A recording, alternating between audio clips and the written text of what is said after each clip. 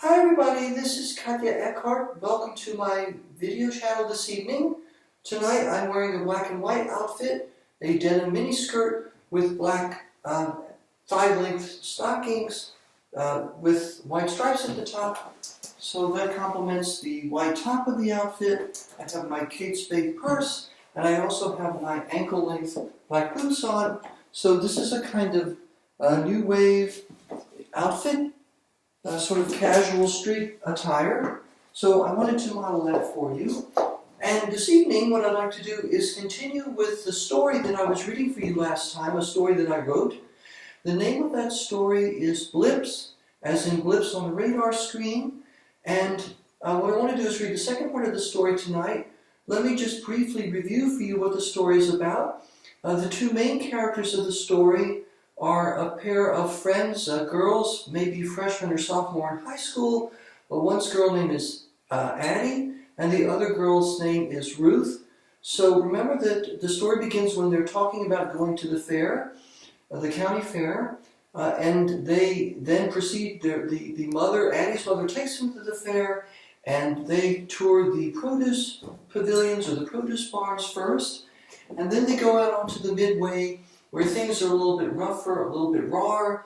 At one point, Addie goes to call her father after they've been there a while to pick them up. And while they are separated, Addie and Ruth are separated, Ruth has this conversation or interaction with a carny, which is a carnival worker, and he seems somewhat sinister, almost kind of sleazy. There's something off about him.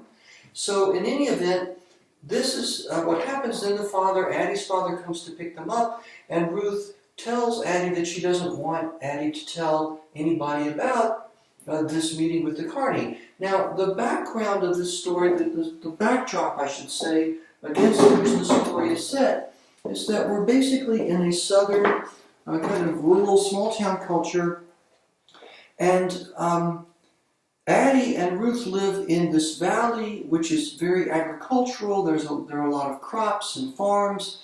It's a kind of a stable agricultural society, but that's opposed to the mountain culture that's a few miles up the road on the side of the mountain, where that's more lawless. It's a little more random. It's a little less reliable. There's something a little sinister and threatening, and one gets the sense, I hope, that there's this conflict, this sort of implicit conflict under the surface between these two cultures, the sort of agrarian or agricultural one, and then the rootless and the mountain one. So what I want to do then, having reviewed that for you, is pick up where I left off.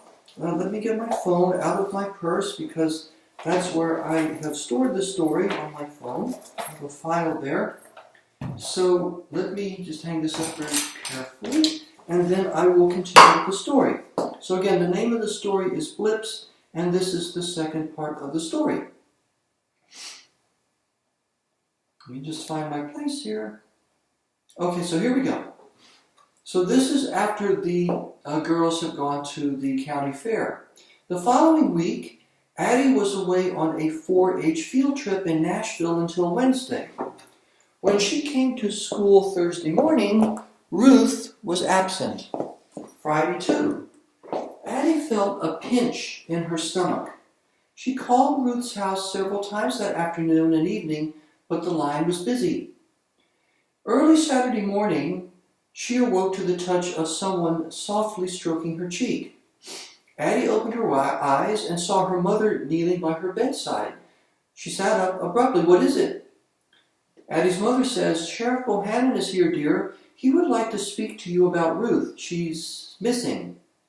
Addie rolled out of bed, pulled on her bathrobe, and hurried to the living room where her father and the sheriff were waiting. A portly man with ruddy cheeks and a barrel chest that strained the buttons of his khaki shirt, Sheriff Bohannon filled out his round-sounding name quite well.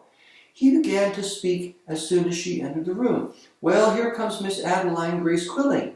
There's no cause for alarm, honey. I just need to ask you a few questions about Ruth. Your parents tell me that y'all went to the county fair last night." "Yes, sir." "Did you notice anything suspicious then?" "Like what?" "Did Ruth act differently? Talk to any strangers? That sort of thing?" Addie bit her lip. She felt the gentle pat of her mother's hand at the small of her back. She wanted to tell them about the dozens of cigarette tips she'd seen burning in the black pasture beyond the concert yard, and the snarling she'd heard through the static on her radio at midnight. But all she told them was how she had watched the carny at the dart-throwing booth write his phone number in Ruth's palm. Sheriff Bohannon rubbed his double chin. He said, "I know the boy who runs that booth, Ricky Starnes. His parents have passed, but he's got a whole slew of aunts and uncles still living up on the mountain. If memory serves me, some of those Starnes fellows used to come down and work for Old Man Davis." Addie's father said that he adjusted his horn-rimmed glasses and crossed his arms over his chest, "which reminds me of an interesting story," he said. He told them that it had happened over 30 years ago when Cyrus Davis owned the largest farm in the valley.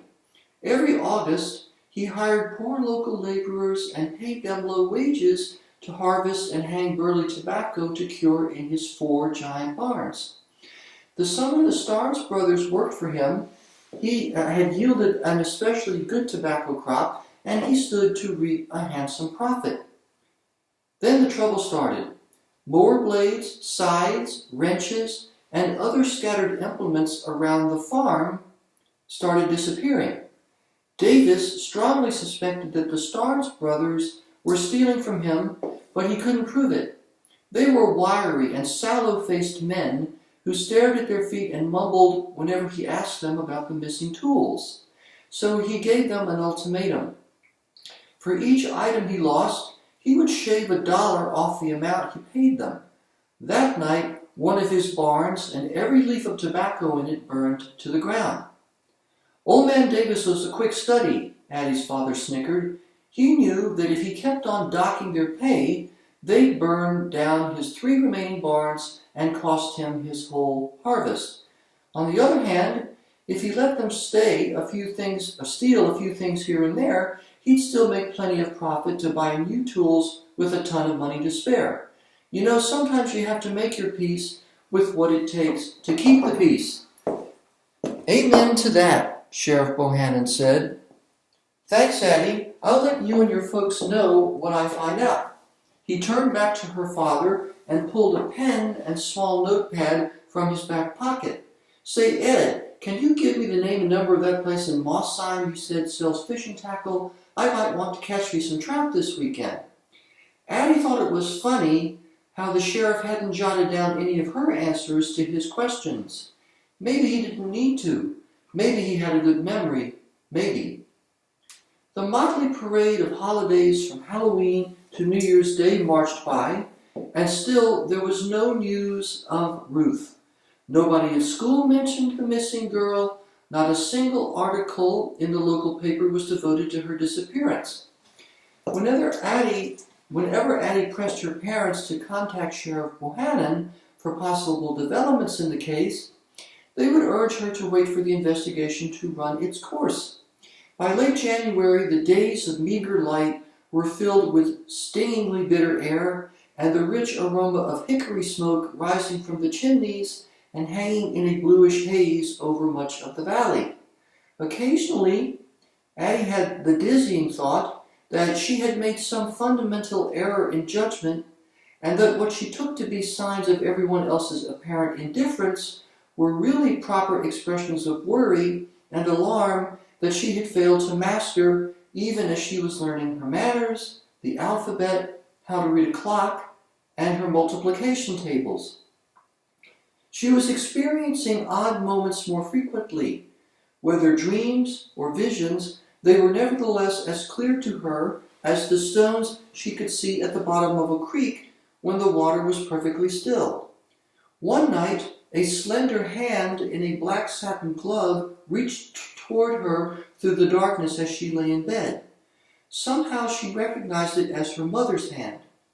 As soon as the stiff forefinger brushed her cheek, she raised her own hands and noticed she was also wearing a pair of black satin gloves. Another scene showed Ruth and her, Addie, hiking in the woods. They came to a grassy glade where they knelt to pick violets.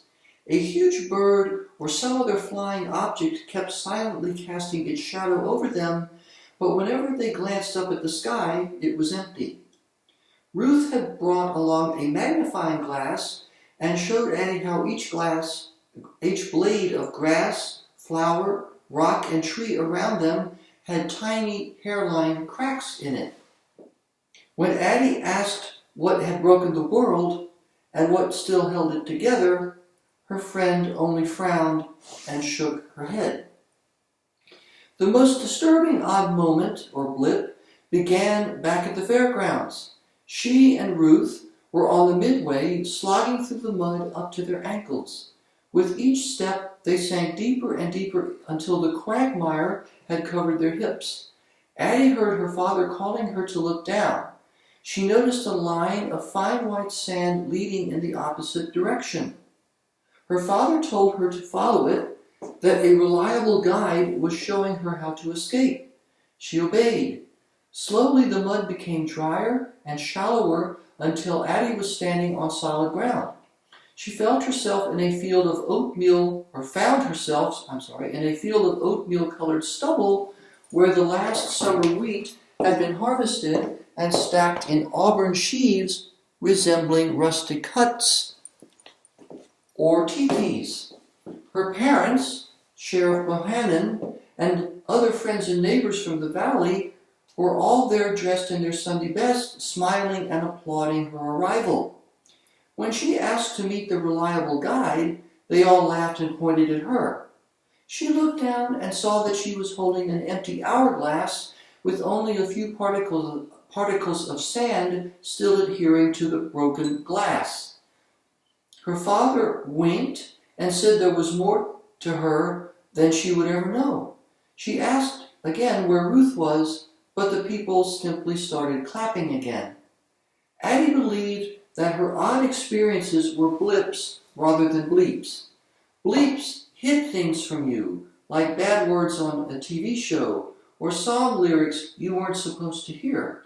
Blips made you aware of things you couldn't see yet, like traces on a radar screen of an enemy submarine or an approaching tornado. On the other hand, Addie wished Ruth were there to help her figure out what her own blips were trying to show her. On the other hand, she worried that her blips were trying to show her something about Ruth, the very person she needed to decipher her blips. It was an awful dilemma, a cruel riddle with only itself as an answer. So that's the second part of my story, and I hope that you can see that, I hope that the theme is developing in a way that you find interesting.